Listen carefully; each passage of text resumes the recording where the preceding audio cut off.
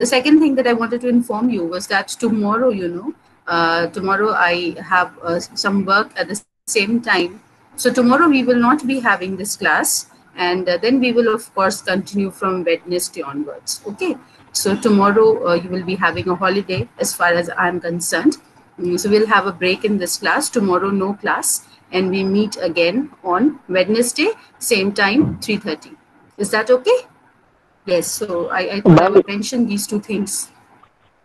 Yes. ma'am, where will we find the lectures you said? Jamshed will, I think, share the link with you. Okay, but it is there on the Kareem City College website. If you type, if you look for the Kareem City College Jamshedpur website, you will have a section there which is meant for IGNOU. And then, yes, it's a YouTube link. So it has been shared there, and you can get it from there. And tomorrow will be a holiday. So from me. So I hope that's clear. Okay. We will resume Yes, our ma'am. classes again from Wednesday. So we meet again on Wednesday after today. Tomorrow, Tuesday, is a gap. Okay. In the last few classes, what we have been doing is that we had been trying to attempt a survey of criticism and theory.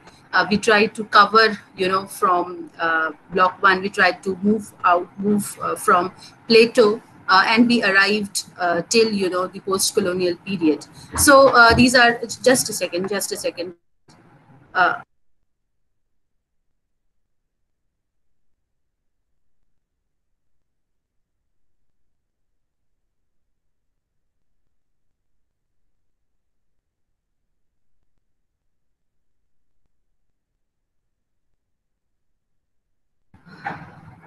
Yes.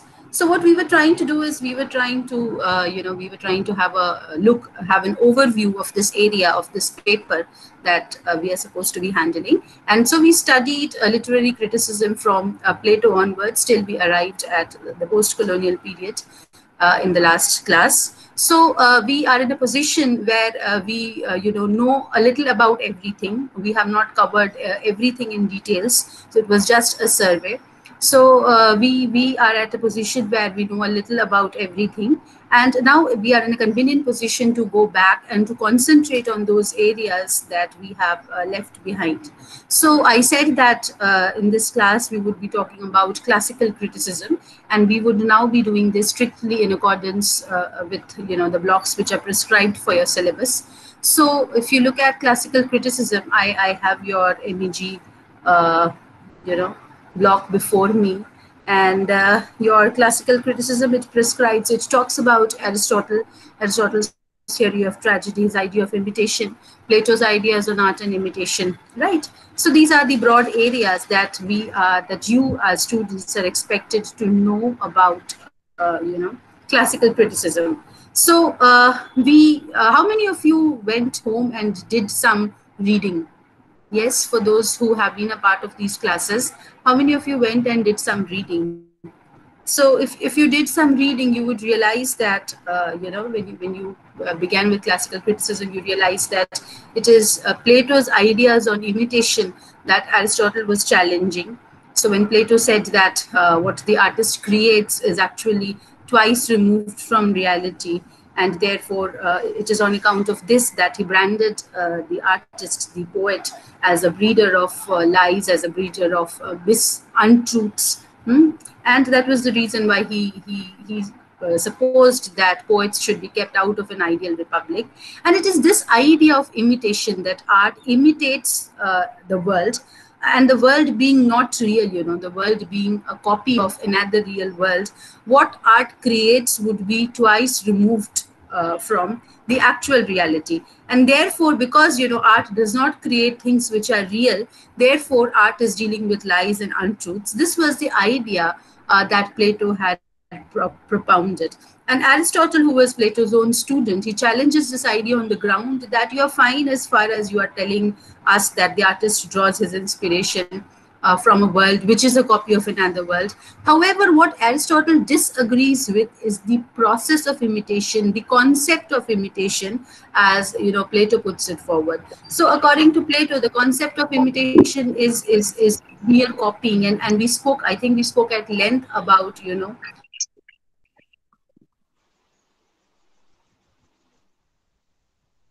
just in the way that our Xerox machines, our photocopiers do for us. So it is merely transcribing from what we see around us into art. So this was Plato's idea of imitation, and this is the idea that Aristotle challenged when he said that no, imitation is not mere copying. There is no there is no mechanics of imitation as such. So imitation is a creative act in itself.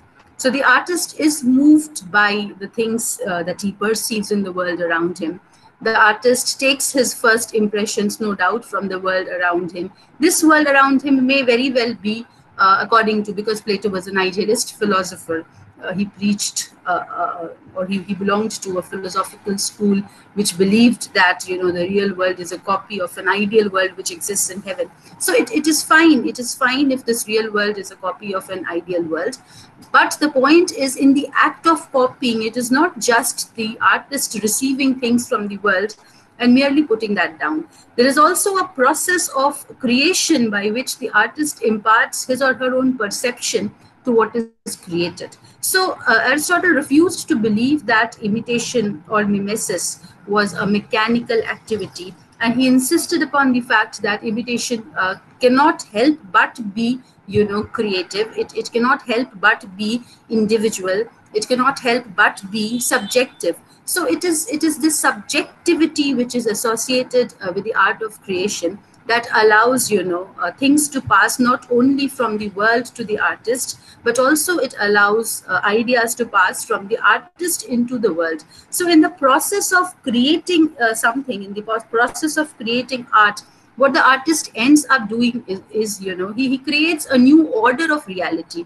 So just as Plato says that the artist deals with untruths, the artist deals with falsities, the artist deals with lies, Aristotle says that the artist is not dealing with untruths. What the artist says may not be true today, but there is ample possibility that it can be true tomorrow. So what the artist is trying to draw our attention towards is a higher reality which may not exist today. So but just because it does not exist does not mean that it is improbable and cannot exist. So it is not impossible. It may seem improbable, but it is not impossible. And for example, Aristotle points out to the fact that everything that has been done in the human world was done first in the world of ideas. It was first conceived in the imagination. It is only when things are conceived in the imagination that you can translate them to reality. And we realize the Greek legend, of the Greek hero. You have Icarus, the Greek figure who wants to fly, and he has this dream and ambition to fly, and they escape from prison. Icarus and his father, they escape from prison by constructing for themselves a pair of wings, but then they go too close to the sun, and the sun's heat melts those wings. So what is this? There is no truth about it. It is just an idea. It is just a fantasy. It is just a probability, an expression of the human urge to fly like birds. And you find that with the right brothers, the dream comes true, and we have made more greater, more advanced leaps into the solar system than we could have imagined many years before. So Aristotle says that what is impossible today may not be rejected as untruth. It is possible that that the same thing that is today perceived or today envisaged in literature could be a part of our reality tomorrow. So the impossible need not be the improbable, and it is the function of art, to construct a higher reality, to construct a kind of guide for a kind of possibility for the age to follow. So he refuses to believe that art is mere mechanical production, and that is where Aristotelian idea of imitation begins. Now, as I mentioned, that Aristotle is supposed to have written works which have not survived. So he's supposed to have written things on comedy, in a separate work on comedy, which has not survived. What has survived, however, is his work on tragedy, which is entitled The Poetics, that has come down to us. And in this particular work, Aristotle is talking about one particular genre of drama, that is tragedy. But then his comments, many of his comments can be taken to apply to not just tragedy in particular, but to drama in general. And then we apply those same principles not only to drama, we also apply them to other genres of literature. So even when you are talking about fiction, you can talk about Aristotle's ideas. Whenever, even when you were talking about poetry, maybe you could apply Aristotelian ideas to poetry. So the point is that Aristotle, what Aristotle has written about tragedy is not just limited to tragedy alone. We can think of his criticisms being applicable to the world of literature at large. Okay. So in the Poetics, Aristotle attempts to define a tragedy. So he says, what is a tragedy? Now, of course, every drama is an imitation of a human action. Drama is the imitation of a human action. And when this human action leads to happiness, we say that it is a comedy.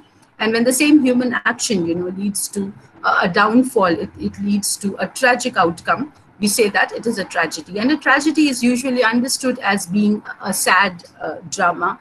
It is supposed to be a play that ends with the death of at least one or more of the characters on the stage.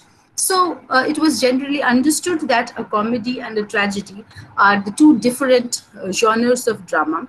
And at the time when Aristotle was writing, at the in the Greco-Roman period, the division between tragedy and comedy was very, very tight. So, for example, you find that a writer like Shakespeare in the 16th century is writing both tragedies and comedies and tragicomedies and history plays. So there's a big versatility in Shakespeare's genius. However, when at the point when Aristotle was surveying the field of drama, the Greeks had very strict notions about tragedy and comedy. So they believed that the division between tragedy and comedy was very watertight. And that is why you do not find that tragedy and comedy are mixed together in a single play. Or even, you do not find that the writer who writes tragedies also writes comedies. No, it does not happen. So there are writers who focus either on the writing of comedies. So, for example, the dramatists like Terence and Plautus, they are talking about, they are writing comedies. And then you have Sophocles and Euripides and Seneca, who are writing exclusively tragedies. So the division, watertight, Namita, watertight means itna tight ki water bhi pass nahi kar sakta. The boundary between two things is so tight that even water cannot make its way across that. So watertight means bilkul strict, bilkul tight. If I say that these are watertight compartments, मतलब कि उन दोनों का जो है mingling, co-mingling possible नहीं है, बिल्कुल अलग है, बिल्कुल separate है, right? A firm boundary between them. So comedy and tragedy were assumed to be, as I said, watertight genres, and there was supposed to be no mixing between them, of course. And the strictness was so much so that the writer who specialized in the writing of comedies would not write tragedies, and one who wrote tragedies would not write comedies. So comedies were supposed to be plays which had happy endings, which usually ended in a marriage of one or more of the characters. And tragedies were believed to be sad plays, which would end in the death of one or more major characters on the stage. So a comedy would be a happy play, a tragedy would be a sad play, a comedy would end in marriage, a tragedy would end in the inevitable death of at least one or more characters. So Aristotle in his Poetics focuses on the tragedy, and he tries to analyze how, what are the ingredients for a good tragedy? How can you write a good tragedy? He is, of course, not doing it from his own imagination. As I mentioned before, he has a list of all the works that have been written before him, and he is he is analyzing and reading the plays by various dramatists. And from there, he is coming to the conclusion about how a good drama should be. So, as I said, criticism, will always follow literature. Criticism cannot precede literature. There has to be literature first, and then only there can be critical talk or critical discussions on it. So Aristotle is surveying the literary scene before him, and he is on the basis of the works that he is, uh, the works that are before him, he is trying to come to a conclusion about how good plays can be written, what makes for a good tragedy, as I said, what are the ingredients of a good tragedy, and what is the purpose of a good tragedy. So these are the things that you will find discussed in the Poetics. So to begin, Aristotle defines a tragedy. He says what's a good tragedy, and he gives you a long, comprehensive definition of a tragedy, where he says that the tragedy is the imitation of a human action, and it replays, of course, the imitation of human action. Now, what kind of action should it be? The magnitude of the action. It is an action which is not ordinary. An ordinary action would not qualify for tragedy. So it has to be a weighty action. It has to be it has to be an action of some elevation. It has to be an action of some value. So this is a different kind of action. This is more important than the normal run of actions that we are engaged with. And then he talks about the size of a tragedy. He says that this imitation, cannot be very short, or it cannot be very long. So if a tragedy, is very short, then you will not be able to experience the tragic process. Like you begin watching a movie, and you have to go with the flow of the movie, in order to experience the tragedy that the movie offers. If the movie is very short, you will not know how it happened and how the conclusion, comes about to be tragic. You will feel that it is somehow enforced upon you. So the tragedy, Aristotle says, has to be of a particular length. So it cannot be very short, and it cannot be very long, because if it is very long, then you tend to get bored. And because when you are getting bored, of course, your participation in it will be inhibited. So when you are getting bored with something, you realize that you are not able to concentrate on it, and because your participation does not take place on the same level, automatically the effect of it upon you will be inhibited. So Aristotle says that a tragedy cannot afford to be very short, it cannot afford to be very long. Now, these are things, as I said, which can apply to almost every form of literature. So any drama, should have a specific length. The length should be enough so that it can absorb, it can draw the audience into its story, and it can make the audience, feel and experience the conclusion that the play or the work of art is offering. So there's the length of the tragedy, and then Aristotle talks about the protagonist of the tragedy. Who should be the tragic hero? Is anybody qualified to be a tragic hero? Can anybody play the part of the protagonist in a tragedy? And Aristotle says that no, because if anybody plays the part of the protagonist in a tragedy, it may not have that tragic effect. So Aristotle again lays down certain specifications. He says that not everybody can be the protagonist in a tragedy. So a tragic hero must be a specific kind of individual. And what should be his specificities? So preferably a tragic hero, should come from the upper class of society. He should be a distinguished figure in society. He cannot be an ordinary figure, because if the protagonist is an ordinary figure, we may not be interested in the fortunes of the protagonist. So the protagonist has to be an exceptional figure. He has to stand, he has to stand out head and shoulders above the common, rank of humanity, and he should have qualities which will set him apart from the rest of the figures in the play. So there, he should be an exceptional figure. He should be a figure of distinction, a figure of importance. And then again, Aristotle says that along with several good qualities which the protagonist must have, because if the protagonist is supposed to be an exceptional figure, of course he has to be exceptional by his virtues, by his qualities. So along with the various good qualities that the protagonist is expected to have, Aristotle insists that the protagonist should also have a flaw in his character. He cannot be entirely good.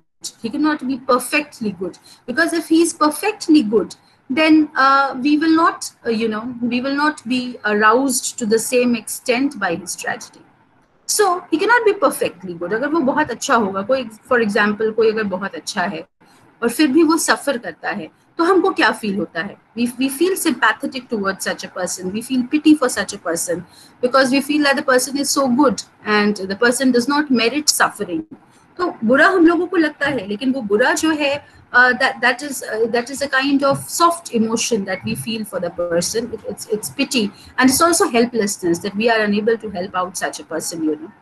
So because we cannot do anything in it, we have no role to play here. So it is important to understand that Aristotle intends tragedy to create a particular effect on the audience. We will come to that. Okay, we will come to that. Aristotle intends tragedy to create a particular effect on the audience, and in order to create this effect, he believes that the tragic protagonist cannot be entirely good. सिर्फ अच्छा, सिर्फ भला, बहुत अच्छा, बहुत perfect होने से जो है कहीं ना कहीं वो इफेक्ट जो एरिस्टोटल डिजायर करता है वो इनहिबिट हो जाएगा. And Aristotle says, therefore, that the good qualities of the protagonist must be accompanied by at least one flaw. कम से कम एक फ्लॉ, ज्यादा भी हो सकता है बट कम से कम एक प्रीडोमिनेंट फ्लॉ जो उस इंडिविजुअल के नेचर में होगी या होनी चाहिए, that is important and that has to be well represented in the play. So you have to present a character who is convincingly sketched. So the character must have every kind of virtue along with at least one major demerit or one major flaw or one major chink in his characterization. And this this chink, this flaw is what Aristotle calls in Greek hemertia. Right, I'll type out the word for you. So hemertia. Right. So, this is sometimes you will find this without the E also. Hemertia is often spelled without the E also. So, hemertia means a fatal flaw or a tragic flaw. So, it is a flaw. Hemertia to begin with is a flaw. It is a flaw. It is, you can say, a shortcoming. You can say it is also a weakness, right? So hemertia is a flaw, a shortcoming, a weakness in the character of an individual, which becomes fatal. Chink, Kajal, chink is, for example, you have heard, we say chink in someone's armor. मतलब किसी का armour एकदम सही है लेकिन कहीं पर एक छोटा सा जो है वो होल है या जो फ्लॉ है या वीकनेस है. So that is a chink. A chink is actually a very small hole. I spotted, for example, I spotted the thief through a chink. The chink जो है वो एक छोटा सा होल है जहाँ से हमको चीजें नजर आने की गुंजाइश रहती है. Right, so that is a chink. So a chink would be a small flaw. अगर किसी में वर्च्यू ही वर्च्यू है, बहुत सारे वर्च्यूज है और एक छोटा सा फ्लॉ है तो वो चिंक के बराबर ही होगा, है ना. It will be as small and insignificant as a chink. However, the tragedy will yes, even the moon has spots. So the tragedy will depend upon this chink becoming fatal, becoming very significant as the plot progresses. तो किसी भी individual में तो बहुत सारी flaws होते हैं, है ना. Any individual is likely to have a number of flaws. However, yes, so it's very difficult. There are people who want me to use Hindi, and then there are people who want me to go ahead. So let us see how it works out. I have to cater to a large group of people. So okay, so you realize that a character can have is likely to have a number of shortcomings. However, if this character has every good virtue but just one shortcoming, and then you find that one shortcoming becomes very very significant as the play progresses, and because of that one shortcoming, the character has to undergo a tragedy, has to suffer a downfall, has to come down from his high status. That will kind of, according to Aristotle, produce the right ingredient for what he believes to be the purpose of tragedy. Right. So the purpose of tragedy, according to Aristotle, is to is to create in the audience what he calls in Greek catharsis. Right. Catharsis. This is a term that you will find in Aristotelian criticism. So catharsis is a Greek word which can be understood as meaning, say, purification. Now that translation from any language to any other language will fail to capture the exact nuances of the word. So in English, when you translate catharsis, we have come up with words like purification. We have come up with words like cleansing, to clean, to purify. And then, of course, we have the modern word today that is sterilization, right? Which is a more clinical term. So sanitization. We are using the word very commonly today, sanitize karna, sanitization. So catharsis is the original Greek term that Aristotle uses, and he says that the aim of a tragedy is to awaken catharsis in an audience, because of course at that time the play was meant primarily to be seen. It was intended to be a visual experience in which the audience participated. So the intention of the tragedy was to awaken, was to inspire catharsis in the audience. And what is catharsis? So if we translate catharsis from Greek, we can come up with words like purification or cleansing. So catharsis would be a purification of what? Emotions, of course. Now, how can a tragedy cleanse us? How can a tragedy purify us? A tragedy can purify us, a tragedy can cleanse us, a tragedy can make us better individuals only by taking command of our emotions. So the purification would be, sorry, there's an error in spelling there. So the purification would be on the level of emotions. So catharsis can be understood to be an emotional purification on the part of the audience. So the audience is supposed to undergo, in the process of viewing a tragedy, in the process of experiencing a tragedy, as it is being, presented on the stage, or maybe as it is being read. So the process of reading or visually watching a tragedy, the end of the tragedy should be a moral and emotional purification, an emotional cleansing, a moral cleansing. So the two words, emotional and moral, can be used side by side. So how does this cleansing take place? How do we, in the process of viewing tragedy, how do we end up cleaning ourselves, or how do we end up purifying ourselves, or how do we end up becoming better individuals?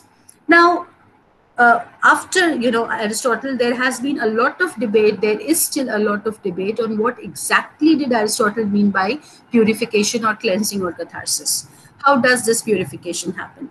And there are n number of interpretations of what Aristotle meant. Aristotle has simply said that he's talking. He wants the play to evoke catharsis in the audience. And there are a number of critics, who have tried to explain what Aristotle means by catharsis. So Aristotle says, in the Poetics, that the aim of tragedy is to inspire in the audience two emotions. One is the emotion of pity, and the other is the emotion of fear. So a tragedy should inspire these two emotions in its audience. It should inspire pity and it should inspire fear.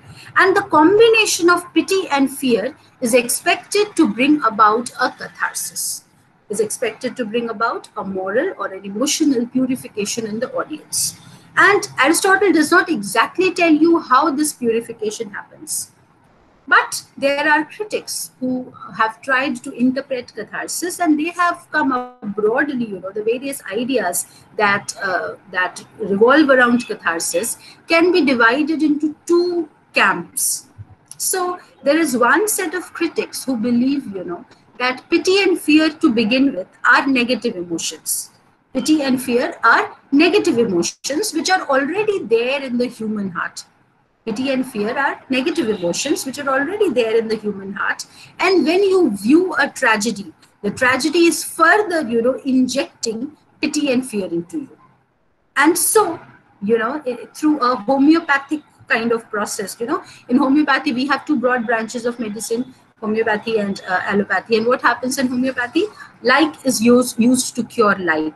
So if you have a snake bite and you go to a homeopathic doctor, he will not give you an antidote to snake bite. He will give you the same nature of the poison once again, and it is expected that like will cure like.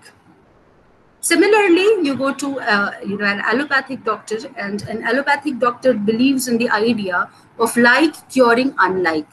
So if you go to them with a particular problem, they will try to give you an antibiotic, an antidote, an antivirus, antibacterial, antifungal. So the idea is that whatever problem you have, there has to be an unlike cure for that problem. Whereas homeopathy believes that it is like which cures like. You can only drive out snake bite through, injecting the same nature and intensity of poison inside. So these are different ways of working. These are different different ideas of working, and we can broadly, we can broadly summarize the ideas which have been generated on Aristotle's Catharsis in accordance with these two camps. So there is one camp, as I said, which believes that pity and fear are negative emotions. So it believes that human beings, have a lot of negativity in them. When they go to view a tragedy, they are of course drawn into the tragedy, and if the tragedy is good, then the tragedy will, inject into their emotional mind.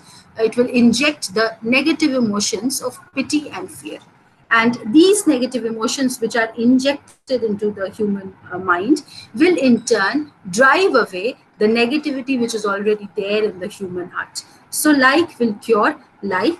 Pity and fear, being negative emotions, will drive away, the negativity which is there in us. So we will cry as a result of viewing the tragedy. We will cry very much, and the pity and fear will drive away all the other negative emotions which are in us. For example, jealousy, hatred, mean-mindedness, pettiness, lust. So these emotions, which are negative emotions, will be driven away by the impact of pity and fear. And thus, we will end up as lighter individuals. We will end up as morally corrected individuals. We will end up as perhaps, better human beings as a result of witnessing a particular tragedy. This is one school of opinion on catharsis. The other school of opinion, on catharsis, believes that pity and fear are positive emotions. It believes that pity and fear are positive emotions. So pity and fear are positive emotions, which, will be injected in us when we view a tragedy. And this pity and fear will drive away the other negative emotions, which we have just mentioned. So jealousy, hatred, pettiness, mean-mindedness, all these other emotions will be driven away by the positive emotions of pity and fear. And then once these negative emotions are shed, we are full of pity and fear, and we become good individuals. So both of them, they are talking about the same thing. Only the idea with which they begin is different. So both of them admit that there is a lot of negativity in the human heart which needs to be cured. Tragedy is capable of curing it. Tragedy offers to the human mind, to the human heart, to the human emotions, the two emotions of pity and fear. And these two emotions then lead to a cleansing of the other negative emotions in us. So this far, both the theorists agree. But then there is one camp of critics who believe that pity and fear are positive emotions, and therefore they are used to drive out the already negative emotions within us. Whereas there is another camp of critics which believes that no, pity and fear are in themselves negative emotions, and those negative emotions are used to combat the negativity which is within us. So both of these schools of thought agree that catharsis leads to a moral purification. Only they disagree in their interpretation of pity and fear as being positive or negative emotions. Do you get it? So pity and fear, according to Aristotle, are, they are required, they are supposed to be awakened by a tragedy so that the human heart is affected. And because, tragedy has to aim for the arousal of pity and fear in the audience, therefore, the character of the tragic hero is of the utmost importance. The tragic hero cannot be an ordinary individual. If the tragic hero is an ordinary individual, we will not, feel fear for, his fortunes. We can feel pity. किसी के साथ भी बुरा होता है तो we can feel pity. If anybody, anywhere in the world is affected adversely and suffers, of course, every rational human being will feel a sense of pity for the sufferer, for the victim. However, we may not feel a sense of fear at the same time. The sense of fear will only come when, the person who is affected, when the victim is of a considerable reputation, of a considerable, social status, and preferably of a social status, of a reputation which is higher than us. So when the protagonist is, at a place, at a position which is above us, then, his downfall will produce fear in us. We will think that, oh, if something could happen, to a person of this stature, then anything can happen to me. So everybody was affected by Sushant's suicide, although there are so many suicides taking place all around the country. Okay, India has become a suicide capital. So many suicides are taking place, but Sushant's suicide is affecting us because, he,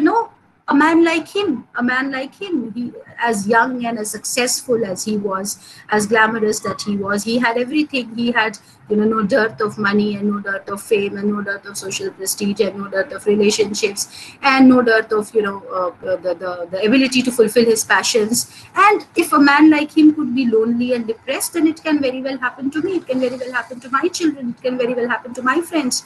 Similarly, we were hurt by Irfan's death. We were hurt by, oh my goodness, this man who was so talented, cancer did not spare him and he could not get cured. So it can happen to anybody. So only when, the tragic protagonist is of a particular level, of a particular social standing, then only will his fate inspire fear in us. So pity is possible. We will be aroused to pity by the suffering of any individual, across the world. But it is only when the individual has got a sufficient social standing, when the individual has got sufficient merit in him, to claim our attention, then only we are so inspired by the individual that we feel a sense of fear when something bad happens to an individual like that. So the tragic hero, is very important to the production of catharsis. Unless the tragedy has an interesting protagonist, it will fail to produce catharsis. And therefore Aristotle gives sufficient space to the discussion of the tragic hero. He says that the tragic hero should be an exceptional individual. However, at the same time, along with his virtues, he should also have some flaw in his character. Because if he does not at all have a flaw in his character, then we can feel only pity for him. And we cannot, feel fearful. Because then if he suffers, not because of his own undoing, not because of his own faults, then, this is a divine suffering. So, and when it is a divine suffering, again, then we cannot feel, fear for that. Because ab Bhagwan ne aisa chaha hai. So if Bhagwan, if God destines something for someone, certainly we are nobody, to escape that destiny or to even think about an alternative destiny. So the individual, the protagonist, the tragic protagonist has to somehow be responsible for what is happening to him. He cannot be very perfect and he cannot be, beyond blame altogether. So there has to be some degree of blame which we can attach to the protagonist, and that blame should be responsible for bringing about his downfall. Then only the tragedy becomes more convincing. So he says that it should be a wonderful protagonist, but he should have at least one flaw which in the long run proves fatal, proves dangerous, proves destructive to the protagonist. And this he calls the hamartia, or the fatal flaw. And the end of tragedy, as Aristotle says, is to arouse catharsis in us through the arousal of pity and fear. Now, as I said, pity and fear have dominantly been interpreted as being positive emotions, which lead to the kind of a flood of emotions within us, which will lead to the flowing away of the negative emotions, filling us with positivity. Again, there is another school of critics who believes that pity and fear are negative emotions, and therefore they are capable of driving the other deep-seated negative emotions within us. So in either case, you end up with the same kind of result. You are lightened with your negative emotions being driven away. So when you cry in a tragedy, when you deeply experience a tragedy, so you shed away your negative feelings, you are left feeling positive, and that feeling positive, that purification that you undergo as a result of witnessing a tragedy, is what is known as catharsis. Right, so these are the most important terms in Aristotelian criticism. Mimesis, that is theory of imitation, which we spoke about at length. We have spoken about mimesis before also. We discussed it again slightly today also. So mimesis, that is imitation, and how Aristotle's ideas on imitation differ from the ideas of his teacher Plato. And then you have, of course, the definition of a tragedy as laid forward by Aristotle. Aristotle also makes efforts to talk about the plot of a tragedy. He says the plot of a tragedy, should have a proper beginning, should have a proper middle, and a proper end. So these should be identifiable in a tragedy. You should be able to identify where the story begins and where the story, is acquiring its complications. So the complications would be the middle part of a tragedy, and then the end would be the conclusive part, the falling part of a tragedy, where things are becoming resolved. So there has to be a beginning to the crisis, there has to be the middle of the crisis where the climax takes place, and there has to be, the resolving of the crisis, the resolution or the conclusion. So Aristotle says that a tragedy should have a plot, with a well-defined beginning, a well-defined middle, and a well-defined end. He comments on the size. He says it cannot be too short and it cannot be too long. If it is too short, then the emotions of the audience will not be properly engaged, and they will feel that the conclusion is kind of thrust upon them. Similarly, if it is very long, then it will bore the audience, it will become very monotonous, and you cannot hold the attention of the audience for such a length of time. In that case also, the participation will diminish and catharsis will not take place. So it has to be of a particular length which will engage the audience and which will also allow the audience to flow along with the tragedy and to, artistically arrive at its conclusion. Further, there are Aristotle is said to have laid down three unities in the construction of a tragic plot. So he says that a tragic plot, should have three unities. Should have the unity of plot, should have the unity of time, and should have the unity of place. A good tragedy, according to Aristotle, would be a play which has all these three unities: the unity of action. I'll write it down. Have the unity of action, and then it should have the unity of time, and then it should have the unity of place. Now, what does Aristotle mean by these three unities? Now, these three unities, they are also known as the classical unities. Classical unities. It was believed that a play which possessed these three unities would be a good play, and any play, which failed on any of these fronts would not be a good play. Now, of course, the greatest lie to this has been given by the great bard Shakespeare himself. So Shakespeare, in 98% of his plays, does not follow the unities of time, place, and action. There are very few plays in which, you will see him following the unity of action or the unity of time. Though in some plays the unity of place has been maintained. So Shakespeare hardly, except perhaps I think in The Tempest, where he has followed all the three unities, there is no other play where you can say that Shakespeare has followed the three unities of time, place, and action. And yet we know, how Shakespeare's plays have fared and where they stand today. So, anyways, but it was a classical idea. Aristotle laid down this idea that a good play should have the three unities of time, place, and action. So the unity of action, he meant that a play with a unity of action would have, from the beginning to the end, it would follow, one plot.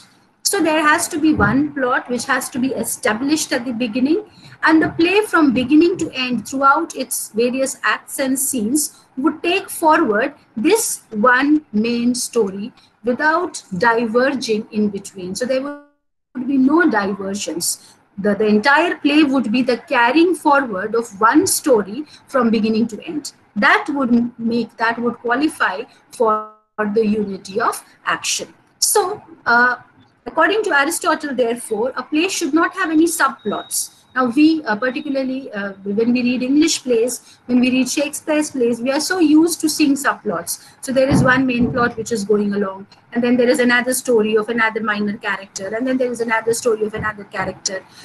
So these are what we know as subplots. So the main plot is the main story, and the subplot are the side stories which are going along with the main story.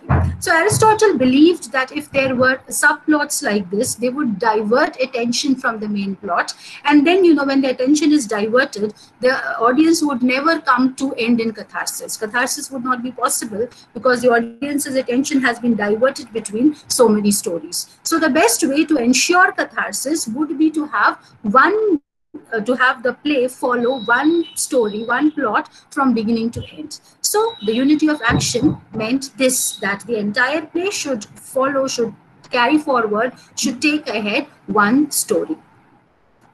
The unity of time, the unity of time ordained, or it stated, it laid down that the time that is taken for the actual events to happen in a play, the time that is taken for the actual events to happen in a play, that time should not exceed. Now, what Aristotle says is that that time should not exceed the length of a natural day. Aristotle says the length of a natural day. Now, what did Aristotle mean by the length of a natural day? Now, there is one set of critics who believe that a natural day is 24 hours. So, the time that is taken for the events in the play to happen should not exceed a time frame of 24 hours. But then there is another school of critics, particularly the French critics, who argue that no, natural day cannot be 24 hours because out of the 24 hours, we are asleep for 12 hours.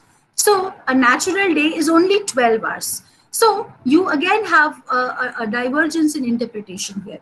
There are certain critics who say that the events which take place within a play, in their real time, they should not exceed 24 hours. Whereas there are critics who say that no, they should not exceed 12 hours. So now, of course, if you take into account the unity of time, it means that you have to show a play whose real actions in real time can take place within either 12 hours or maximum 24 hours. So in that case, you will not be able to show many actions on the stage, right? So 12 hours में या 24 hours में क्या क्या हो सकता है? There are a very limited number of things which can happen in 12 hours or 24 hours.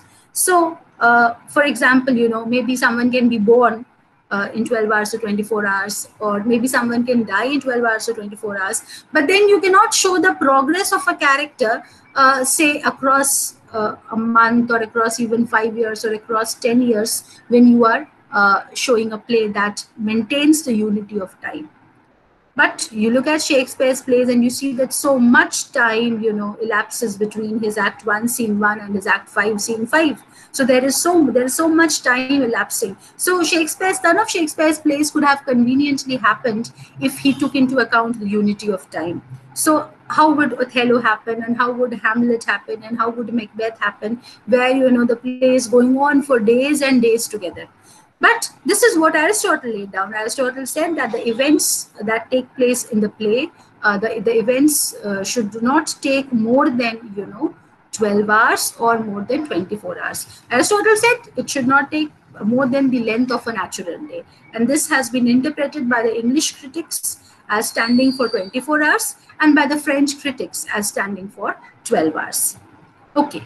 And then Aristotle says that a play should also have the unity of place. A unity of place means that all the actions that are taking place in a play should take place either at one place or maximum, it can take place in adjoining areas. So for example, if the entire play is taking place in a house, so maybe one scene can be on the terrace and one scene can be in the drawing room, one scene can be in the bedroom, or maybe one scene is possible in the marketplace.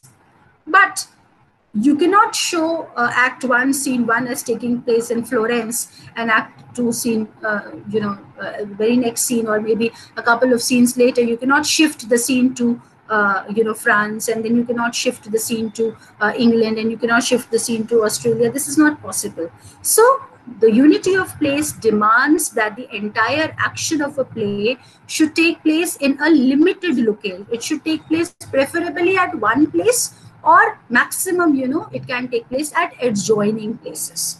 So you cannot have the entire locale shifted from one city or one continent to another, because of course the play should denote events that take place within a natural day, and in the natural day there is a limit to the distance that you can travel.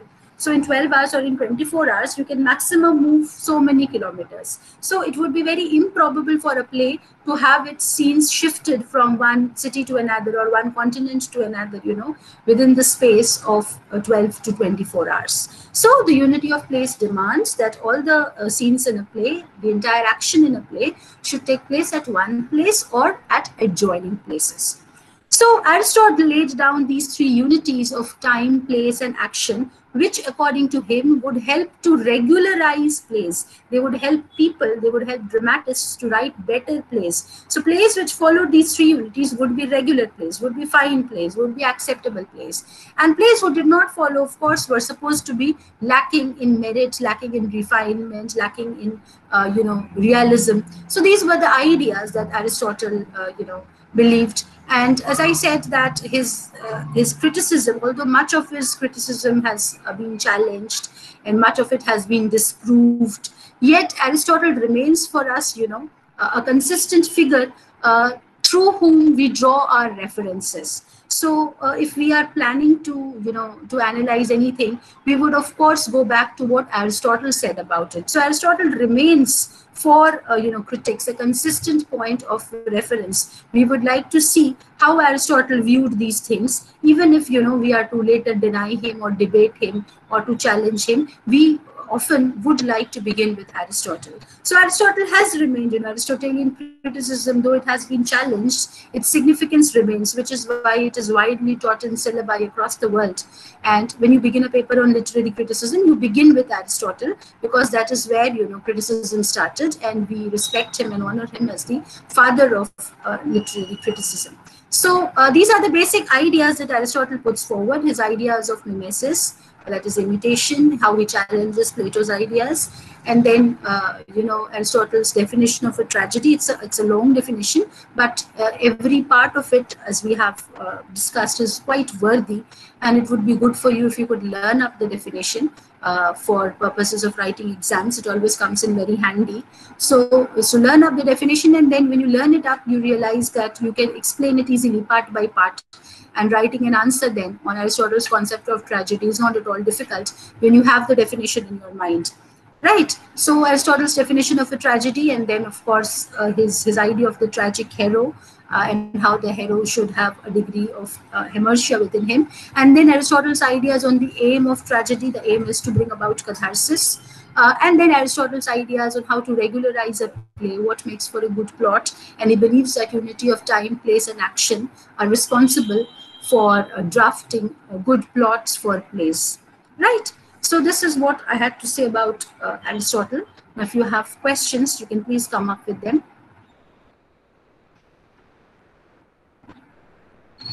Yes, you're free to ask questions. You can type them, or you can unmute and ask your questions.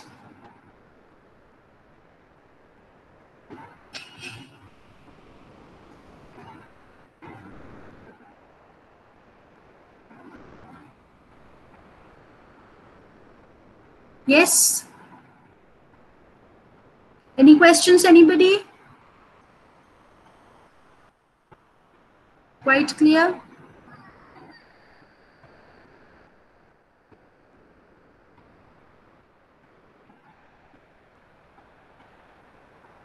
Why did Aristotle choose upper strata? That's a good question, Kajal. That is a question which has come under much debate. Why should a hero always belong to the upper strata of society? And this is the idea that was challenged, in the beginning with the 18th century. You realize when you come to literature in the 18th century, when you come to the novel form particularly, for the first time, the novel form gives way to characters emerging from the middle class. So you have you have so many characters coming from the middle class. Now there is a politics, as I believe, that there is a literature has its own politics. So of course, when a writer is writing something, he or she of course has a target audience in mind. What kind of people are going to read it, who are going to read it. So you look at the time when Aristotle was writing, or when people like Shakespeare were writing. So who were the people whom they expected to woo through their writing? Whom did they want to please? Who would be happy, to see their works performed on stage? So of course, these people were all patronized by the nobility. All these writers, they had patrons who came from the noble class, who came from the aristocratic class. So it was only, those people who had to be pleased in order to win a market, or in order to win some material gains from writing. So all these patrons were people from the higher class. In fact, if you look at the earlier pattern of dedicating works, so these dedications, you find that the works are dedicated to so and so. Now and you look at today's pattern of dedicating works. So today, when people dedicate their works, they dedicate it to their best friends, they dedicate it to members of their family, they dedicate it to their teachers, to their mentors. But in those days, the dedication was financed. So you had, for example, even as late as the 19th century, you have Jane Austen dedicating Emma to the Prince Regent because he wrote to her and said that he wanted the work to be dedicated to him. So writers would have patrons only from the aristocratic class, only from the noble class, and these patrons, they would like to see their names glorified in literature. They would like to see their names, glorified for posterity. They thought that if their names appeared on a particular work, they would be remembered for a lifetime. And so they paid writers an immense amount of money in order to get works dedicated to them. So this was the kind of writing culture that you find people inhabiting as far as the 17th century. So the hero, of course, would have to be a figure from the upper class, from the aristocratic class, because the people who are coming to see these plays, the people who are paying money to see these plays, are mainly the major amount of money is coming from the people of the aristocratic class. So the aristocracy has to feature in the plays in order for these plays to be commercially successful, right? So you find that in that period, almost all heroes are heroes who come from the upper strata of society. This, however, undergoes a change when you come to the 18th century, because in the 18th century, you realize that the Industrial Revolution leads to the production of a new social class in England, which we call the middle class. So it is this middle class now which has all the purchasing power. It is this middle class which will buy books, which will kind of, finance the book market. And the writer is all set to please this middle class. And therefore, you look at the 18th century novels and you will find that most characters are drawn from the middle class. This becomes a norm by the time we come to the Victorian period. So in the Victorian novel, you do not have figures who come from very high ranks of society. They are all very ordinary figures. So look at Dickens's protagonists, Dickens's, say, Oliver Twist, or Dickens's, say, Pip. They are all protagonists who come from the working class, because by the time you come to the Victorian period, the writer can earn money entirely through his or her own writing. He does not need to please anybody, and therefore the writer can come forth with his original stories, right? So this was one important reason why in all the plays of the past you see that the upper class of society features very prominently, because it is this class in whom power is vested. It is this class which is capable of promoting literature through money. Now writers were never an earning class. They could not earn through what they produced, because literacy was also limited at that period of time. Not everybody could read a book. Again, printing was an expensive affair, and therefore you could not do it on a large scale as you do today. So limited copies of a book would be printed, and therefore printing would be an expensive business. And who would finance it but patrons and upper class people? So you find that most of these works feature prominently upper class characters with whom the aristocracy can identify. I believe this is one of the many reasons. Yes, there is a lot of disturbance. There's a lot Madam, of can you explain the disturbance. Who has catharsis? got? Hello. Yes, Rajesh, are you saying something? Madam, can you explain catharsis? Please introduce yourself before asking a question. Yeah, myself is I Rajesh must know Dhundu. who is asking. Myself is Rajesh Yes, Dhundu you are from? from Ranchi. Yes, Yeah, madam, can you yes, explain Rajesh. catharsis? Yes. Now, what is your question? Madam, can you explain Catharsis, catharsis? I was explaining. Yes, I was explaining catharsis. I said that catharsis is, it means moral purification or emotional purification that is supposed to be brought about by a play through through the arousal of the emotions of pity and fear.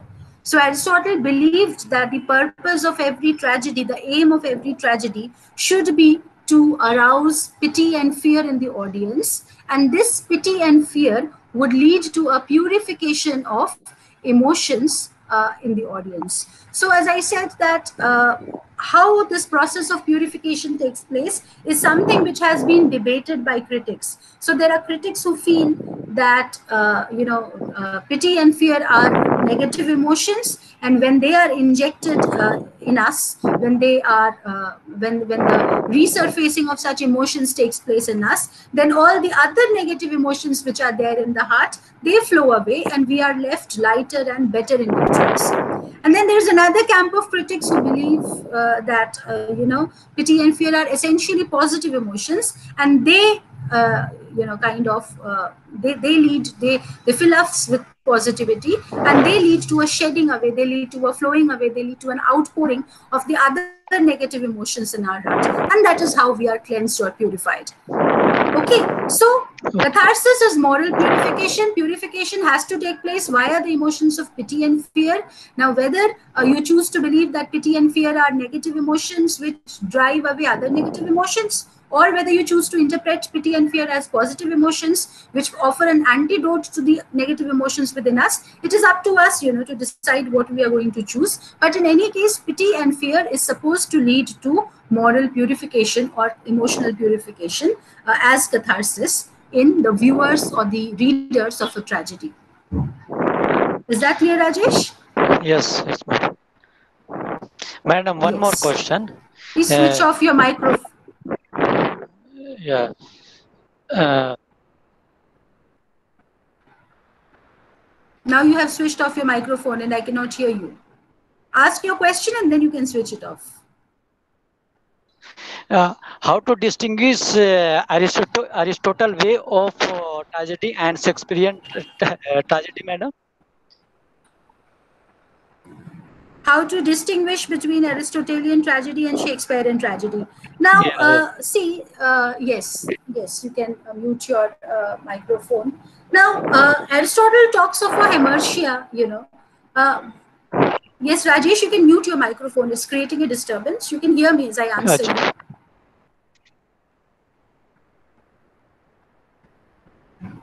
Yes. Uh, so, Shakespeare departs in certain subtle ways from Aristotle's idea of a tragedy. So, Aristotle, as far as Aristotle says that the tragedy, the tragic hero should be an exceptional protagonist. So, you find that Shakespeare is also following this along the same lines. However, I believe that Hemertia in Aristotle and the kind of responsibility that Shakespeare's heroes take for their own downfall, there is a difference, because for Aristotle, the fatal flaw can be a very minor flaw, and this somehow has to act upon the plot and the character in order to bring about a downfall. However, when you look at Shakespeare's tragedies, you realize that the flaw that his protagonists have is not a very minor flaw. It is not like a chink in the armor. It is a shortcoming, and it is the irony of the situation is that of the numerous shortcomings that the individual had, or maybe out of the numerous strengths that the individual had, the individual or the character falls into a plot which demands of him strength at a point in which he is actually weak. Okay, so I believe that Shakespeare differs from Aristotle in his, in his ordering of the plot also. So in his conception of the tragic hero, he parts to a certain degree with Aristotle. Aristotle talks of hemertia. Shakespeare's characters also have hemertia, but I believe that the intensity of the weakness in them is greater than what Aristotle would expect of, tragic figures. Again, Shakespeare, parts ways with Aristotle as far as his framing of the plot is concerned. So Shakespeare never follows the unities of time, place, and action. So somewhere maybe he has followed one of them, but he hardly ever has followed all the three unities except in his last play, that is The Tempest. So these are ways in which now it is generally assumed that Shakespeare did not read Aristotle because Shakespeare did not go to the university and he did not have a formal education.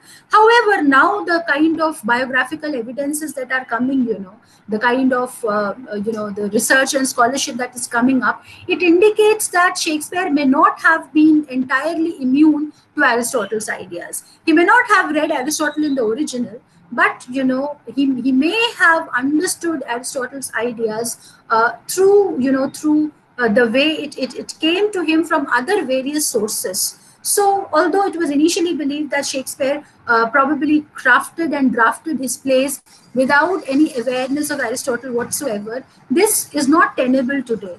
And today's scholarship indicates that Shakespeare was aware of Aristotle.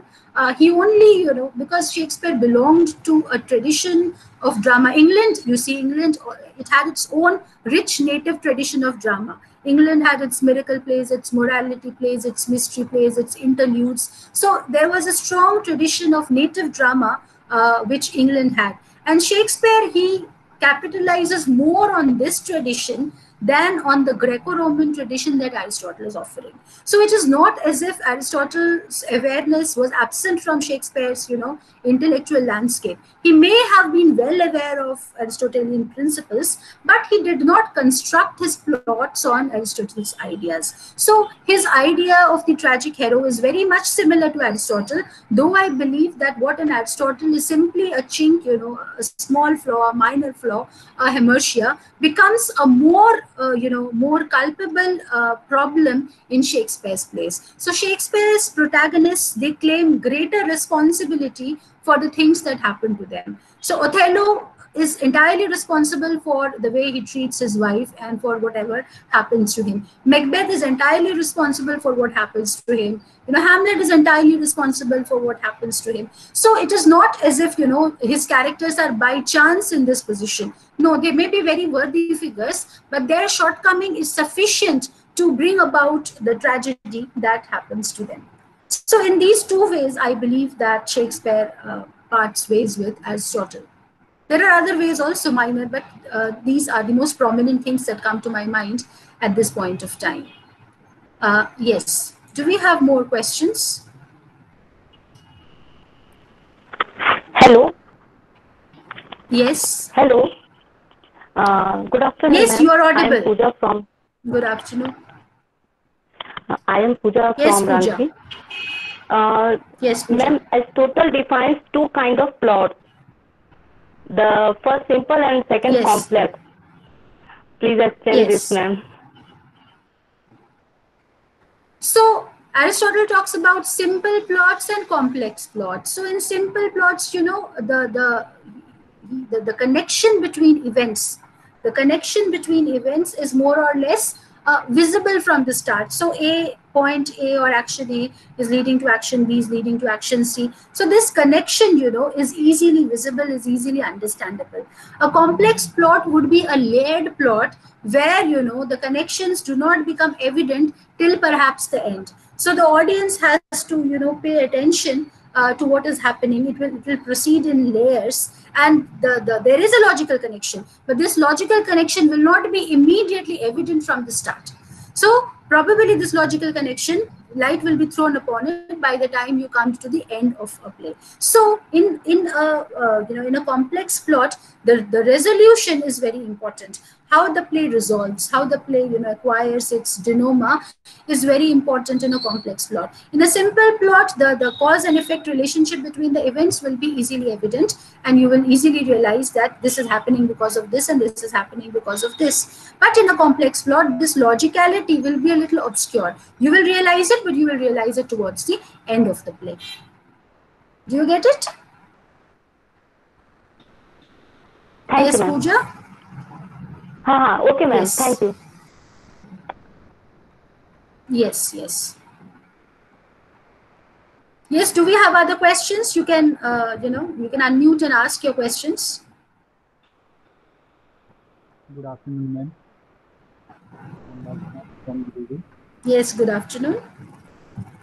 What are the differences between Aristotle's theory and Plato's theory? I have mentioned that already many times. Maybe you were not there. So, as I said, that Plato, he looked upon imitation as a mechanical activity. So imitation is mere copying according to Plato. So to copy things or to transcribe things directly as one sees it is what Plato believed imitation to be. So Plato believed that Plato was an idealist philosopher who believed that, the world that we live in, the world around us, is not a real world. Okay, it is a copy of a real world which exists in heaven. So the real world exists in heaven. This world that we live in is a copy of that real world. And when the artist is producing something, be it any artist, be it a writer, a poet, a music scripter, so any a painter, so any artist, when he is producing art, when he's creating art, he will take his impressions, of course, from the world around him. Now, this world around him, as Plato has already said, is not a real world, it's a copy of a real world. And when the writer or when the artist will create works of art, that work of art will be a copy of this copied world. So, according to Plato, the imitation is mere copying. And so, when the writer is creating a world, this world is a copy of a copied world. And therefore, the writer's world is at two removes from reality. ये world खुद reality से एक step पीछे है, and then when the writer creates something and creates an alternative imaginative world, this world is again removed from the copied world. So what the writer actually gives you is an untruth, is a falsity, is something which is unacceptable, is something which has no value according to Plato. Aristotle challenges this idea of imitation. He says that, fine, I don't have a problem with this world being a copy of a real world which exists somewhere else. Okay, this world is a copy. I also admit that writers draw their sense impressions originally from this copied world. However, what Aristotle protests against is the idea of imitation. So he says that imitation cannot be mere copying. Now, copy kya hota hai? For example, you copy notes from your friend. So if you are only copying, what you will do is you will make the same mistakes which your friend has also made, right? So if your friend has written wrong spellings, wrong grammar, all that will, all those flaws will be transferred to your document as well. However, when you are not copying, when you are, imaginatively reproducing, when you are recreating, what you will do is you will end up making better notes than what your friend has done. And this is what happens in art also. You realize that the picture of a sunset would look far more beautiful than the actual sunset. You realize that someone's portrait, drawn by a good artist may look better than the actual individual who inspired that portrait. So Aristotle says that art cannot be mere copying. Art is imaginative recreation. So the artist will, of course, borrow his sense impressions from the world which is around him. But while recasting it in art, these sense impressions will also be supplemented by the artist's own perception of the world. So what the artist creates is something more than what he receives from the world around him. So what he receives from the world around him is limited, and then he adds something of his own. He adds something of his own imagination, something of his own nobility to what he creates. And in doing so, he produces a better picture of the world than it actually exists. So the artist improves the world. He offers us a better version of the world in art than it really exists. And that better version could be, a kind of inspiration for us to bring the world to that level. So the artist, as far as Plato was concerned, dealt with untruths. And Aristotle says that the artist does not deal with untruths. The artist deals with an imaginative reality which transcends this physical reality around us. So the artist's works have more value than any other thing in the world because they are pointing out, they are pointing the way to a probable future for us. They are better than, they project the real world as better than it is and inspire us to make this world, a version of the imaginative world of the artist. So this is how Aristotle's idea of imitation differed from Plato's ideas. Is that clear? Please type a yes or say a yes if it is clear to you.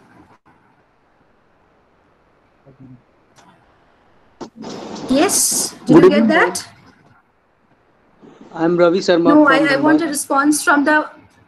Yes, Ravi, just a second. I want a response from that fellow who asked me the question.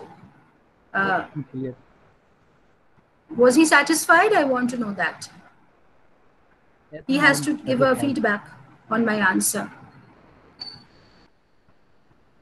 Yes? Okay, maybe he has left the meeting. Yes, Ravi, please go ahead with Ma'am, your you said question. satisfied.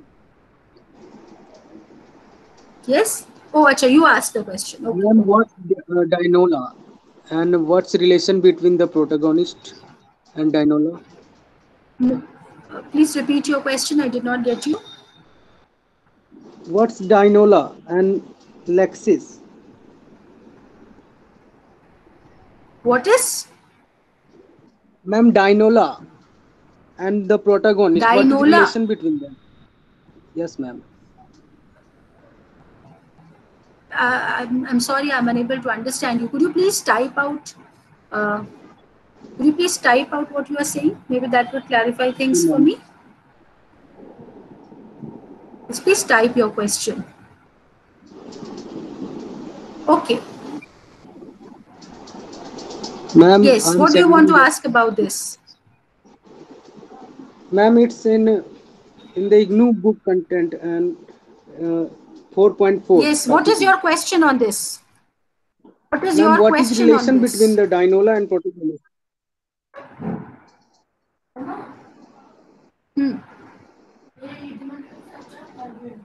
Yes.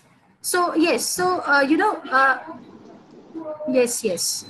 So yes. What is your question on Diania?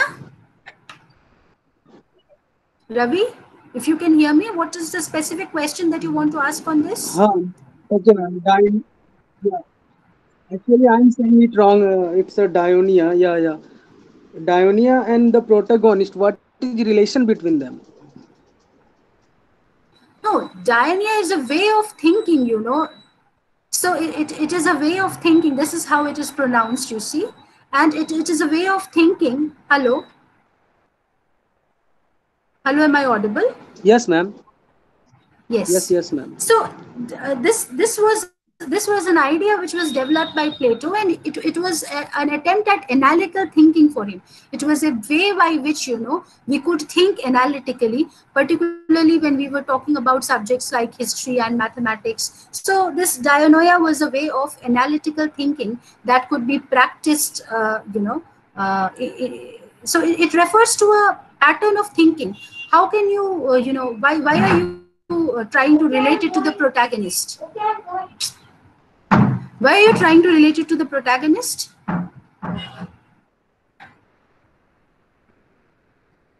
Yes, Ravi. Ma'am, it was written here that topic Dionia and the protagonist. So I'm asking that what is relation between them? Okay, okay. So yes, the protagonist, that the typical Aristotelian protagonist, or the tragic protagonist, according to Aristotle, he has to have a particular pattern of thinking. There has to be, because of course he's not an ordinary individual. He is an individual who stands head and shoulders above other individuals, and this protagonist has to show a consistency in his thought process. So you had to bring out the fatal flaw of the protagonist. You had to bring out the inertia of the protagonist through the process of dianoia, right? So how can you, because a play is not a narrative where the writer can say that this is a protagonist and this is his or her flaw and this is how he or she views the world. So a play is wherein things come out in action, and it is in the process of action, it is you have to emphasize, you have to bring out the character of the protagonist through a process of critical or discursive thinking. So it is in the thoughts, in the way that the protagonist's actions and the protagonist's thoughts are presented on the stage, that his fatal flaw or inertia has to come out before the audience, right? So how will this inertia be manifested? The inertia has to be manifested in the critical thinking that is exemplified in the course of the play. Do you understand? Yes, ma'am. And ma'am, what is this Right. Lexis?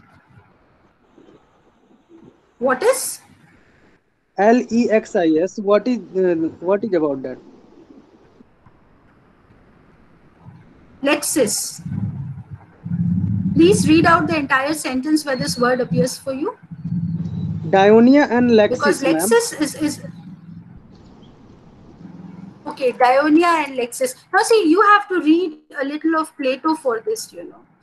Both are terms which appear in Plato's thought, and these are terms which are used by Plato to talk about critical thinking. So, in both Dionia and Lexis, Plato is trying to talk about critical thinking, and you have to read a little of, but maybe you know you need not even go into philosophy.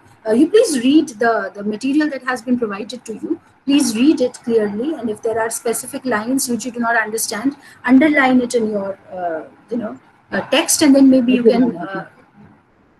either click a photograph and show me, or you can show it to me directly from here, and then maybe that will help me explain it better to you. Oh, okay, ma'am. Okay. Okay, thank you, ma'am. Yes. Do we have other questions?